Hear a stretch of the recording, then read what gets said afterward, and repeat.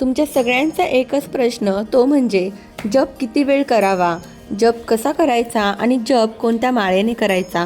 तर आज या सगळ्या प्रश्नांची तुमच्या उत्तरे मिळणार आहेत.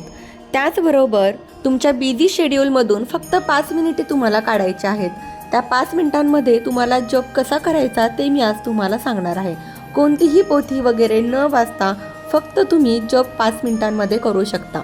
तुम्ही जप 1 तास करताय, अर्धा तास करताय याला महत्त्व नाही, पण फक्त तुम्ही जप 5 मिनिट करा. पण तोच जप तुम्हाला एकदम मनापासून श्रद्धेने आणि विश्वासाने करायचा आहे. बरेच जण म्हणतात की 11 माळी जप करायचा असतो. त्याचबरोबर 11च माळी जप का करावा किंवा 108 वणीच त्या माळेमध्ये का असतात, 11 माळीमधल्या प्रत्येक माळेचे असे वेगवेगळे काय अर्थ आहेत, तर या सगळ्याची माहिती, त्याचबरोबर जप करताना आपण तो कोणत्या पद्धतीने उच्चारला तर त्याचे सहस्त्रपटीने आपल्याला फळ मिळेल, तर अशी बरीच वेगवेगळी माहिती तुम्हाला जर जाणून घ्यायची असेल तर खाली दिलेल्या लिंकवरती क्लिक करून तुम्ही संपूर्ण व्हिडिओ बघू शकता.